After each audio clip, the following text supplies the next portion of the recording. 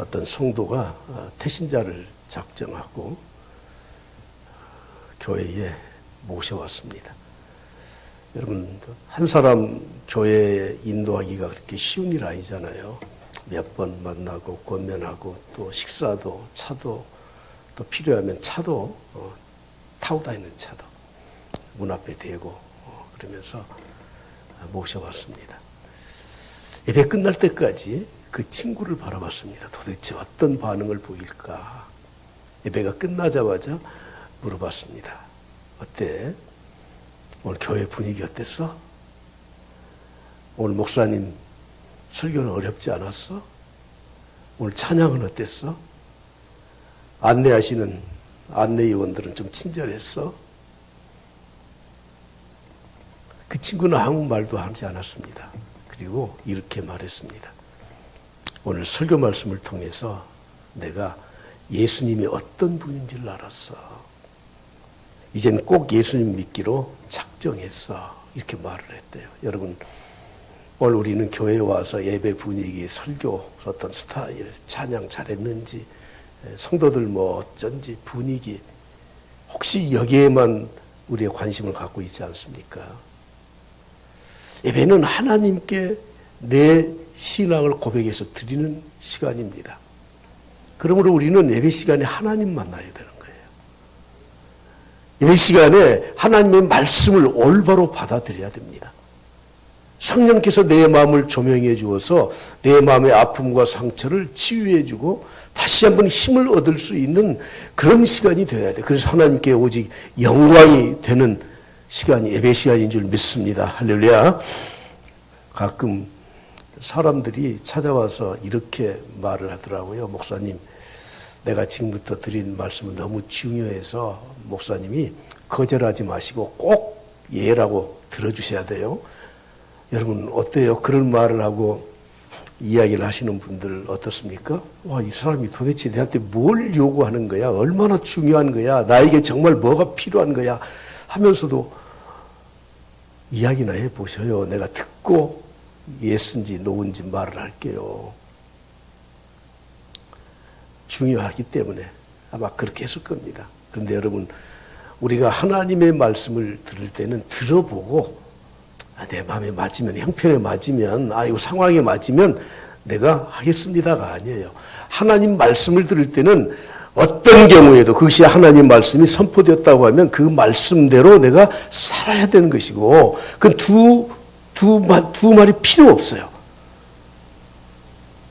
오늘 우리가 예배를 드리는 모습과 태도, 하나님 말씀을 듣는 우리의 항상 마음가짐이 하나님이 말씀하셨으면 그 말씀대로 우리는 살아야 되는 것입니다. 그래서 설교를 말씀 선포라고 표현을 합니다. 설교자는 부족하지만 나이도 젊고 또 세상 지식도 조금 짧을 수도 있고, 그러나 이 강단에 서는 순간에는 하나님의 말씀을 대신 전하는 대언자예요. 그러므로 확신 있게 하나님 말씀만 올바르게 증거해야 되고, 성도들은 그 말씀이 하나님의 말씀이라는 확신 속에서 아멘하고 살아가야 되는 줄 믿습니다. 할렐루야. 바리새인들은 예수님을 어떻게든지 책을 잡으려고 했어요.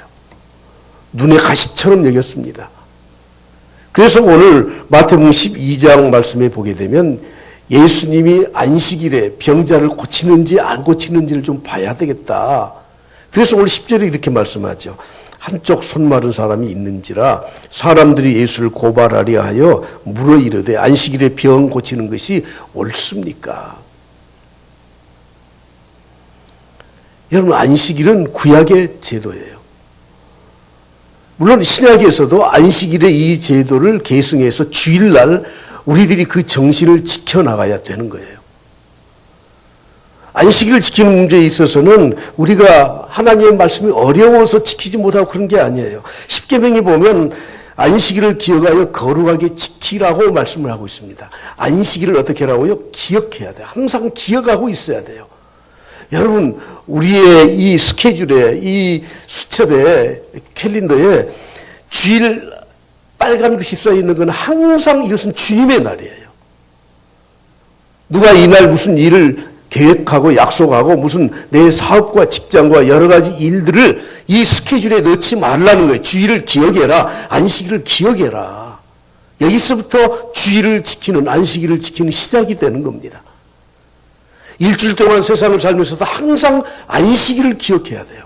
주일날을 기억하고 살아야 돼요. 다시 말하면 우리의 생활의 중심이 주일 중심이어야 된다는 것입니다. 그날을 어떻게 하라고요? 거룩하게 지켜야 돼요. 거룩이란 말은 구별되었다는 뜻 아닙니까? 그날을 구별해서 그 날을 하나님이 원하시는 대로 지키라고 말씀합니다. 출애굽기 31장에 내려가 보면 이 안식일의 제도에서 더 구체적으로 말씀합니다.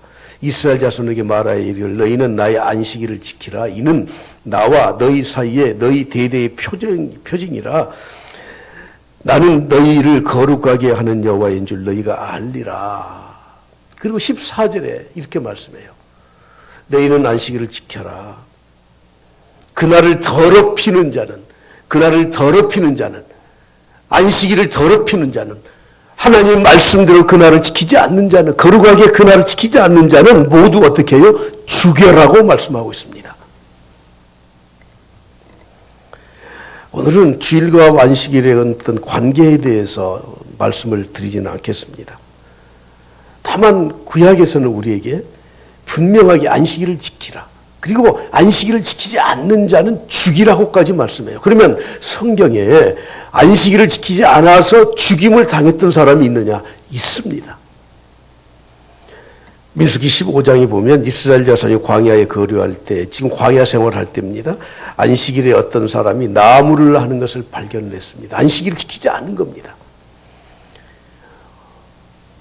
광야 생활은 하나님이 만나를 내려주고 하나님이 메추라기를 주고 모든 것을 다 제공해 주어서 그들이 다른 일을 할 필요가 없는 그런 생활을 그들은 해왔어요. 특히 안식일이라고 하는 안식, 우리에게 힘을 주고 평강을 주는 그런 날로 하나님이 그날을 특별히 지정해 놓은 겁니다. 우리가 이 세상에 살면서 믿음을 가지고 살게 되면 여러분 평안이 있어야 되잖아요. 특히 주일날은 정말 심령의 평안함과 하나님의 일을 감당하면서 내가 올바르게 믿음 생활하고 있구나 하는 확신을 가져야 돼요. 그런데 이 사람은 광야에서 나무를 하러 갔어요. 사람들에게 발각이 됐어요.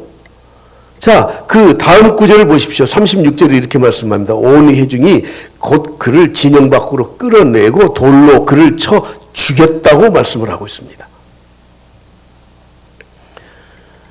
여러분, 오늘 제가 서두에 말씀드린 것처럼 우리는 하나님의 말씀에 대해서 우리가 어떤 조건을 가지고 하나님의 말씀에 순종하고 불순종하는 게 아닙니다.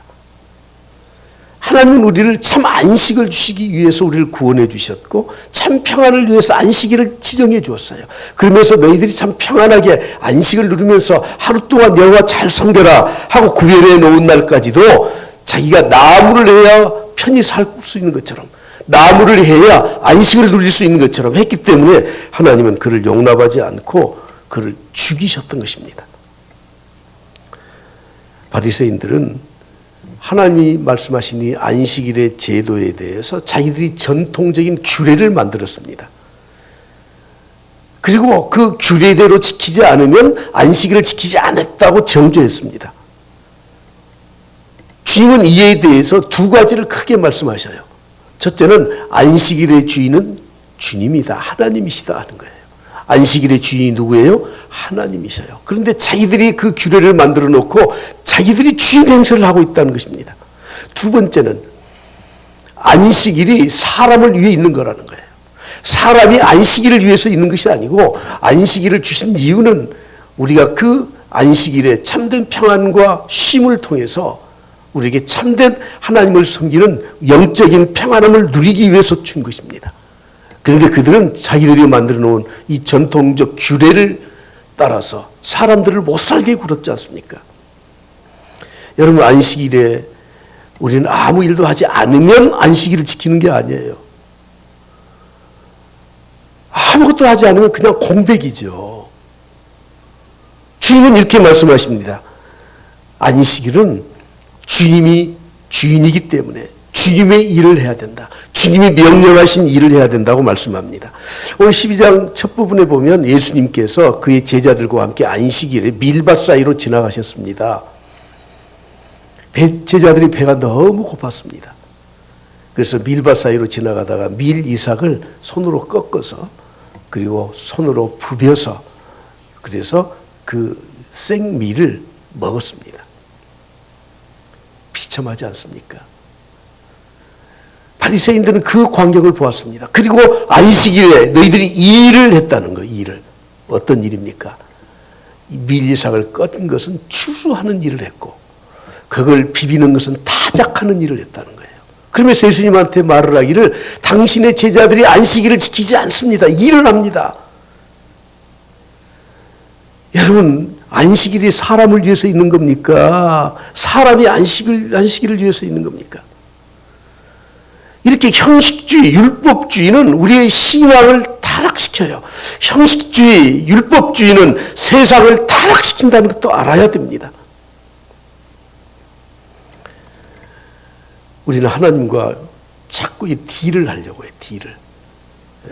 그래, 안식일의 그 정신을 계승해서 신약시대에는 주일날, 주님이 부활하신 날, 주님이 승천하신 날, 그리고 성령 강림의 날, 이 날을 우리가 기념하여서 주일을 지키자.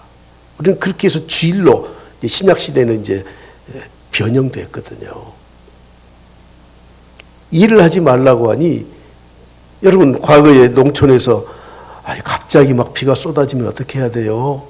곡식 널었던 것도 그렇죠. 걷어들여야 되고.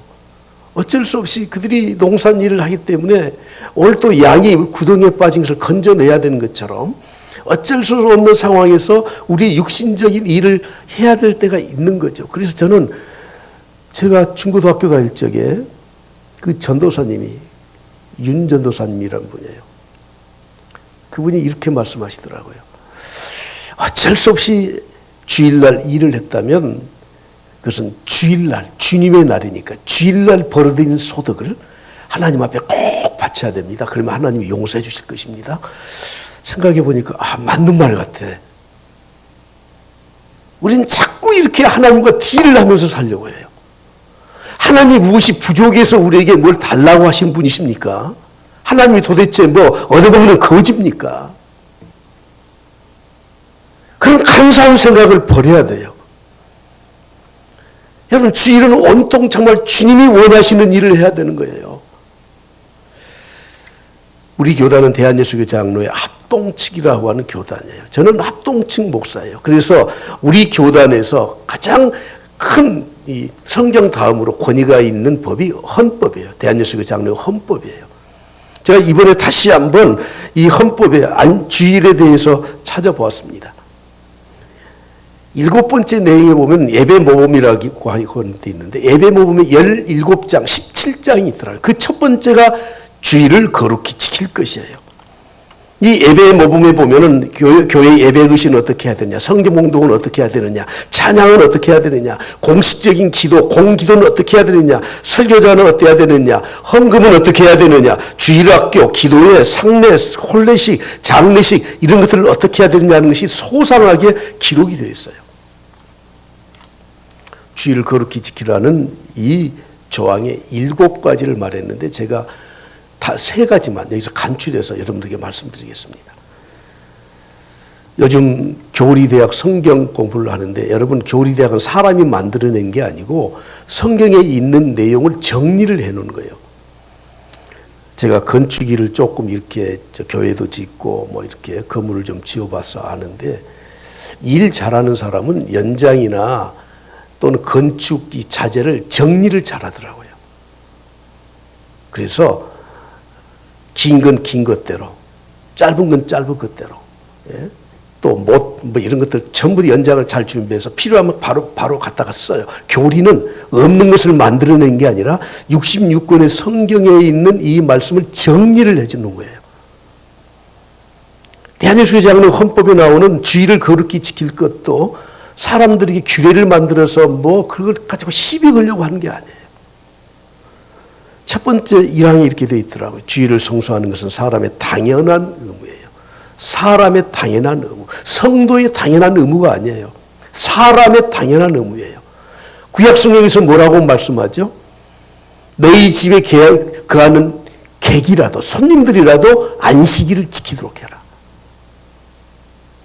너희들 집에서 일하는 종들도 안식일을 지키게 해라.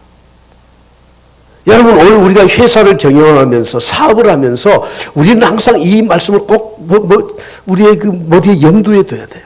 육신의 모든 사업을 다 정돈해라. 속히 준비해서 예배드리는데 지장이 없도록 해라. 성경에 가르친 대로 그날을 거룩히 지킴에 구애가 없도록 해라고 합니다. 다섯 번째로 좀 뛰어넘어가서 보면 개회 때부터 일심단합함으로 개회 때부터 예배가 시작되기 이전에 미리 와서 다 준비를 해라는 거예요. 정한 시간에 일제히 회집하라는 거예요. 정한 시간에, 당회에서 정한 시간에. 그리고 마지막 축복기도, 마지막 축도할 때까지 절대 자리를 이석하지 말라는 거예요. 왜냐하면 예배에 집중하기 위해서, 영과 진리로 참된 예배를 드리기 위해서 물 마시러 나가고 볼일 보러 나가고 핸드폰 와서 그거 만지러 나가고 준비하는데도 왔다 갔다 하지 말고. 여섯 번째는 이렇게 되어 있어요. 이와 같이 엄숙한 태도로 공식 예배를 마친 후에는 이날 남은 시간을 개인적으로 써라고요? 예배가 핵심이지만 그날은 기도하는 시간, 영적 수양서를 읽는 시간, 성경을 공부하는 시간, 묵상하는 시간, 환자를 돌보고 어려운 일을 돌봐주는 시간으로 온전히 주의 일을 위해서 그날을 다 하나님께 바쳐드리라고 말씀합니다. 제가 딜하는 것에 대해서 말씀을 드렸지만 요즘 우리 주위에서 우리는 너무 형식적으로 해요. 하나님한테 눈도장 찍는다고 하나님한테 눈도장을 뭐 어떻게 찍습니까? 교회에 나와서 예배 왔다 가면 주일 지킨 것입니까? 진심으로 정직하게 하나님께 내 온 마음과 내 영혼을 다 바쳐서 예수 그리스도의 은혜를 힘입고 성령의 감동하심을 통해서 위로받고 충만해지는 그런 예배를 드려야 될 줄 믿습니다. 할렐루야. 성경에서만 만홀이라는 말을 씁니다. 다른 데는 이 말 별로 안 쓰는 것 같아요. 하나님을 만홀히 여기지 말라는 거예요. 이 만자라고 하는 말은 문득 생각나는 대로 한다. 그런 뜻이에요. 홀은 홀대한다는 그런 뜻이죠.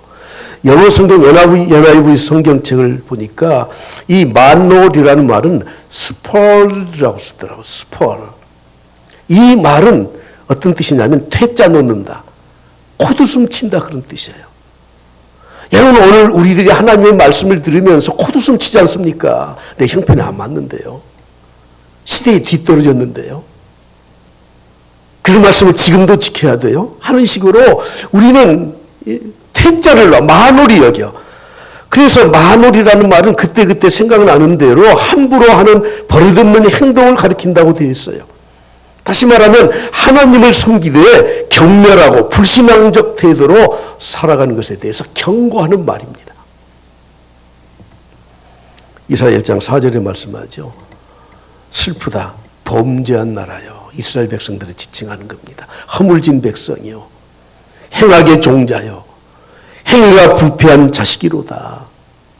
근데 그 이유가 어디에 있는 줄 아십니까?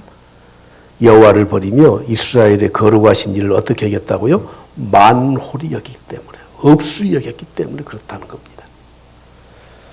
사랑하는 성도는 오늘 우리가 믿음 생활할 때 부족하면 부족한 대로 내가 하는 행동이 조금 아직 내가 믿음의 분량이 적어서 조금 내가 믿음 생활이 좀 충실하지 못한 대로 정직하게 해야 돼요. 11조도 정직하게 해야 돼요. 주의를 지키는 것도 정직하게 해야 돼요. 절대 하나님은 속아 넘어가신 분이 아니에요. 주님은 이렇게 말씀하십니다.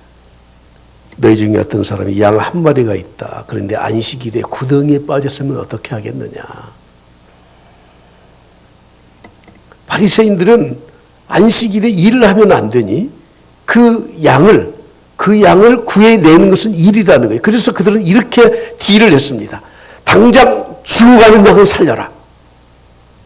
그러나 당장 죽지 않은 것은 먹이만 주고 다음날 건져내라. 참 유대인들이 머리가 기발해요, 기발해요. 주님은 계속 이렇게 말씀합니다. 사람이 양보다 얼마나 귀한 줄 아느냐? 그러므로 안식일에 선을 행하는 것, 그 양을 구해내는 것, 사람을 구출해내는 것, 병자를 고치는 것, 이것이 옳다. 이렇게 말씀하고 있습니다. 여러분, 우리 인간에게 가장 소중한 게 뭐죠? 생명이에요, 생명. 그렇죠? 생명이에요. 대영제국의 엘리자베스 여왕이 죽을 병에 걸렸습니다. 죽어가고 있었습니다. 엘리자베스가 이렇게 말했습니다.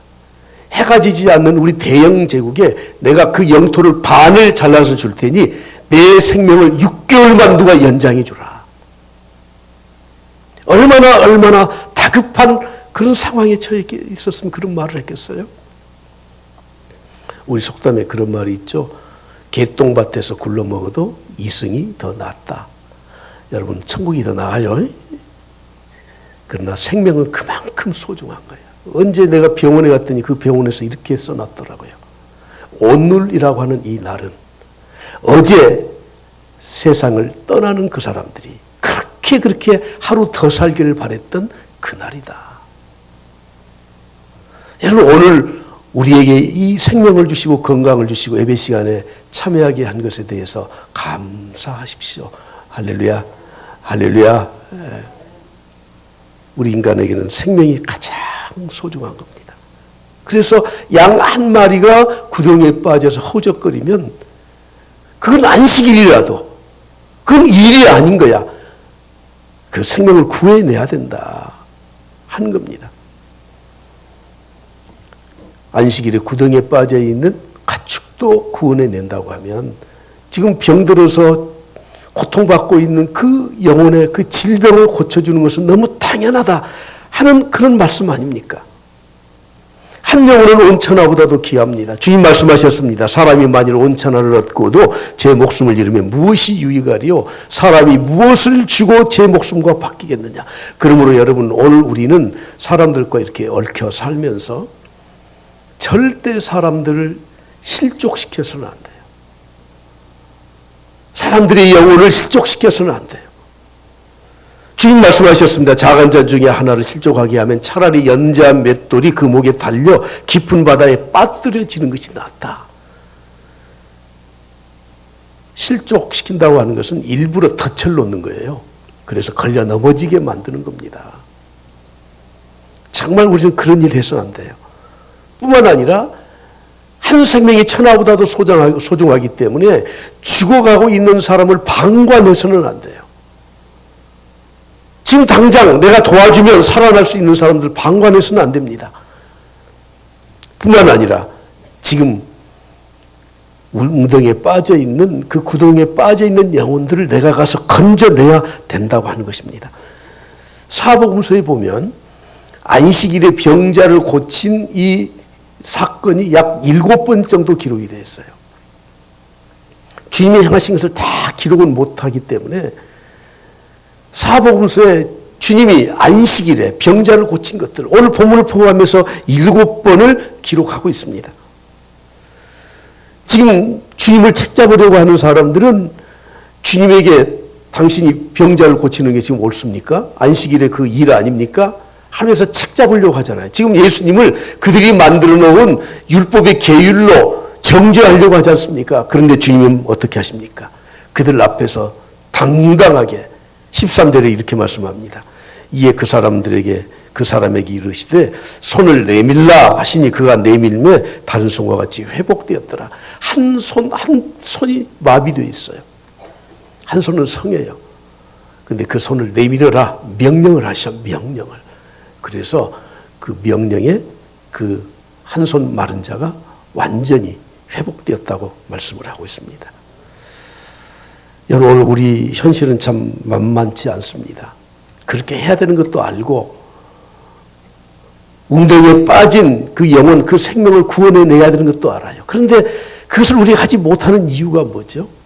제도 때문에 또는 돈 때문에 내 일이 바빠서 그런 일들을 하지 못하는 거예요. 제가 70년대 초반 대학 학번이에요. 그때 한국 교회에 굉장히 아주 센세이션을 일으켰던 한 인물이 있었습니다. 누구라고 이름은 안 밝히겠습니다. 아직도 생존해 계시고 또 그분을 좀 별로 안 좋아하시는 분도 계시더라고요. 일단 말은 하지 않겠습니다. 지금부터 한 50년 전이니까요. 그때 서울의 청계천은 말 그대로 청계천이에요. 그 냇가가 흐르고 그리고 주위에 없이 사는 사람들이 그곳에다가 그냥 천막 치고 그렇게 살았어요. 근데 그분이 신학대학원을 가서 그곳에서 목회를 했습니다. 그 사람들과 같이 먹고 자고 하면서.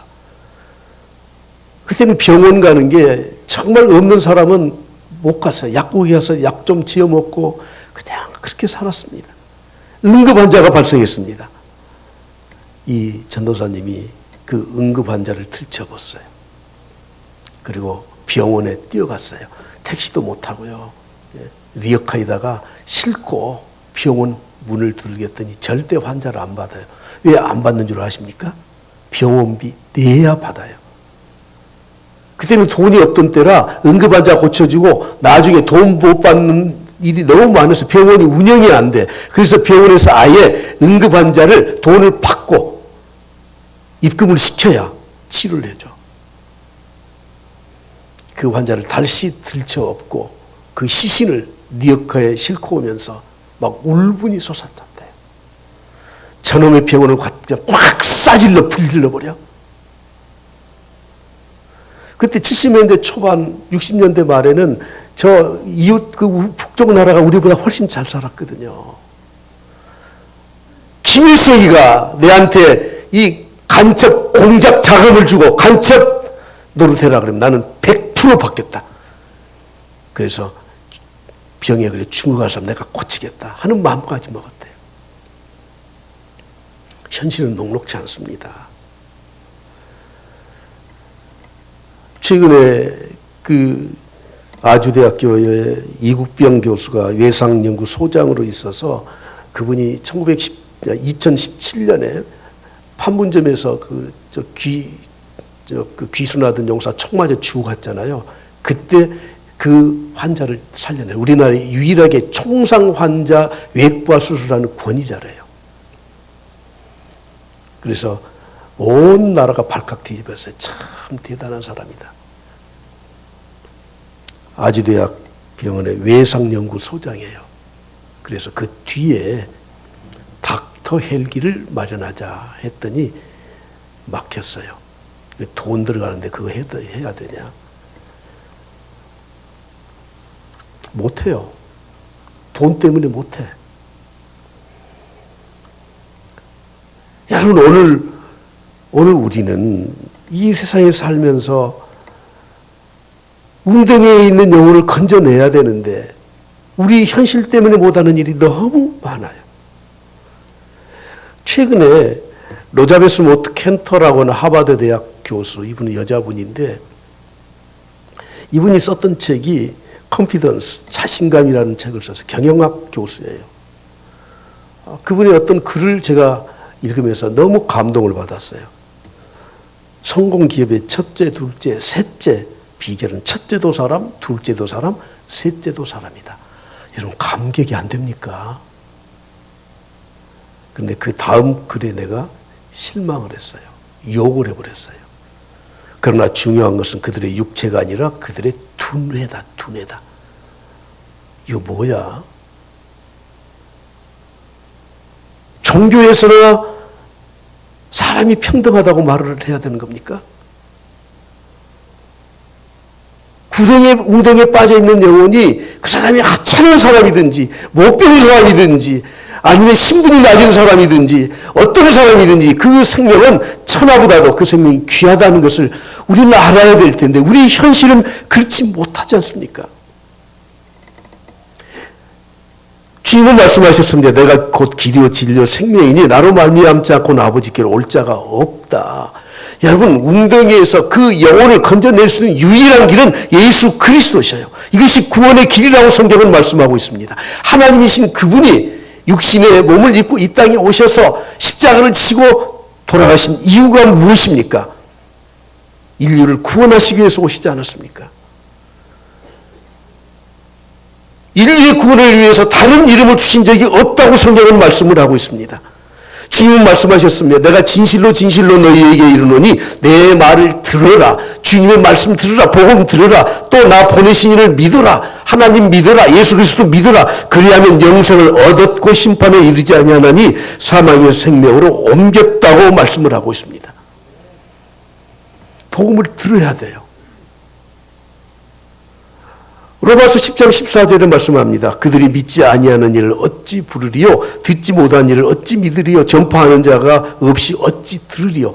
이걸 역으로 지금 말씀을 해놓았는데 이 말씀이에요. 복음을 전파해라. 그래야 그 복음이 전파되는 복음을 듣게 되고, 복음을 듣게 되면 그래야 믿음을 갖게 되고, 믿음을 갖게 되면 바로 예수 그리스도 이름을 부르고 구원받는다 그 말이에요. 여러분 오늘 우리가 팬데믹의 상황, 사회적 거리두기 상황, 사람 안 만나 어째 이래가서 우리는 복음을 전하질 않아요. 운동에 빠져있는 그 불쌍한 영혼들을 위해서 우리는 그들에게 다가가야 되는데 길이 막혔다고 생각해요. 오늘은 10월 24일 우리 교회 2021년 목회 계획표에 대각선 전도 집회 날이에요. 길이 막혀서 못하지 않습니까? 아니 하면 하지 왜 못해요. 그러나 부자연스럽게 그리고 교회로 모셔오려고 해도 그분들이 말을 잘 안 들어서 어쩔 수 없이 그냥 이걸 뒤로 밀어놨어요. 특별 강사도 제가 초청을 11월 달에 했는데 아무래도 금년은 안 되겠습니다. 내년에 하시죠 하고 밀어놨어요. 여러분 그런다고 할지라도 운동에 빠진 그 영혼들을 우리가 복음을 전해서 그들에게 복음의 길을 열어주는 것은 마땅한 우리의 도리요 사명이라고 하는 것입니다. 이미 다 본문에서 읽고 또 말씀드렸지만 주님이 이렇게 말씀하십니다. 사람이 양보다 얼마나 더 귀하냐. 그러므로 안식일에 선을 행하는 것이 옳다. 그리고 당당하게 말씀하시죠. 그 사람에게 이르시되 손을 내밀어라. 여러분 우리가 옳은 일하고 좋은 일하고 하나님 말씀 지키고 주의 능력을 행할 때는 여러분 당당하게 하는 겁니다. 눈치 보고 하는 게 아니에요. 당당하게 해야 돼. 당당하게. 자기를 우리 주님을 지금 책 잡으려고 하는 사람들 앞에서 전혀 굽힘이 없습니다. 어떤 경우에라도 생명을 살리는 이 일은 주님의 명령이라고 하는 것입니다. 세상에서 가장 값진 일입니다. 제가 중고등학교 다닐 때 그러니까 벌써 이제 50년이 지났네요. 그때 우리 선생님이 그러시더라고요. 얘들아 진짜 선진국은 달라. 미국에 가면야 나 사실인지 나 확인을 안 해봤어. 그 나라는 생명을 너무너무 존중한단다. 그래서 의사가 왕진을 가느라고 차를 가지고 가서 주차 금지구에 아무 데나 받쳐도 절대 스티커를 안 끊는다. 왜 그래요? 목사가 상담할 일이 있어서 신방 갈 일이 있어서 급히 성도 가정에 가서 차를 세워놔도 스티커를 안 끊는단다. 와 대단하네요. 기독교 문화권에서 선진국이라고 하는 유럽에서는 그들이 가장 존경하는 직업군이 성직자예요. 그리고 그들이 가장 소중히 여기는 사람은 질병을 치료하는 의료진이에요. 그리고 세 번째는 교육자들이에요. 자녀를 가르치는 교육자. 북미에서는 유치원 교사 월급이 대학 교수 월급하고 같아요. 오히려 유치원 교사를 훨씬 더 머리가 좋고 철학이 있고 하는 사람들을 뽑아서 어렸을 때부터 탄탄하게 인간 교육을 시켜야 된다는 거죠. 다르더라고요. 우리나라 산반물 넘어서 뭐 경제적 선진국이라고요. 좀 거친 표현이지만 택도 없어요. 택도 없어요. 예수 믿는 사람들이 정말 하나님의 말씀을 가지고 한 생명이 천하보다도 소중한 그런 하나님의 말씀을 지키는 우리들이 이 일에 앞장서야 되지 않겠습니까? 팬데믹 이게 뭡니까 도대체? 당당하게 하나님의 말씀 지키고 복음 전하고 주일하는 것에 부끄러움이 없이 살아가야 되지 않겠습니까? 자주 말씀드리지만 요즘은 사회가 너무 양분화돼요. 극단적으로 양분화되었어요. 정치, 경제, 문화 이게 교회 안에까지 이제 들어오게 생겼더라고요. 그래서 코로나로 밀 까부르듯이 교회를 까부르고 성도들을 까불러서 정말 알곡 신자, 올바른 교회, 쭉정이 신자, 정말 올바르게 하나님의 뜻을 감당하려고 하지 않는 그런 교회들을 하나님이 갈라놓을 수밖에 없는 현실에 우리가 지금 살고 있습니다. 지난 주간에 전주에 있는 후배 목사님이 전화를 해왔어요. 목사님 11월 14일 날 시간이 어떠세요? 14일 날 주일인데 무슨 시간이? 그랬더니 목사님 그때 우리 교회 꼭 오셔야 돼요. 왜? 우리 교회 선교사 파송 예배 드리는데 오셔서 축사 좀 해주십시오. 아니 내가 부끄럽게 얘가 우리 교회는 선교사도 파송 못하고 지금 이렇게 하고 지금 바닥을 헤매고 있는데 팬데믹 무슨 뭐 어렵고 힘들고 중요한 일은 어려울 때 하는 겁니다. 어려울 때 어떤 일을 하는지를 보면 그 사람이 어떤 생각을 갖고 사는지를 알 수 있는 거예요. 여러분 어렵다고 뭘 안 해버리는 것은 그것은 정말 중요하지 않기 때문에 어렵기 때문에 안 하는 거예요. 우리의 생각을 정말 바꾸셔야 돼요. 아무리 수입이 없고 아무리 돈이 없어도 정말 꼭 써야 될 돈은 어떻게 해서라도 쓰지 않습니까? 오늘 저는 마지막으로 제 신앙의 고백이자 우리 성도들과 함께 참 이 찬송을 부르고 싶은데 그냥 제가 혼자 리사이트를 할게요.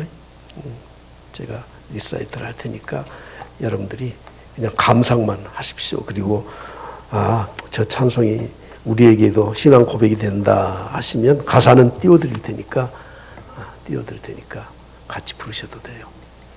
어느 민족 누구에게나 결단할 때 있나니 참과 거짓 싸울 때에 어느 편에 설 건가. 여기까지만. 여러분들이 앙코를 안 해도 내가 앙코를 내 스스로 하나 청해서 한 곡 더 하겠습니다. 나는 예수 따라가는 십자가 군사라 주 이름 증언하기를 외주저하리요. 후렴 넘어가서 하겠습니다. 다른 사람 어찌든지 나 주님의 용사되리. 나는 주의 군사되고 충성을 맹세하여 내가 승리하기까지 주 은혜로 싸우리. 주님의 용사된 내게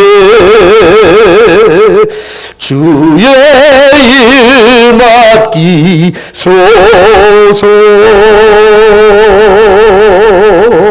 할렐루야. 이제 앙콜에도 준비된 게 없어요. 기도하겠습니다.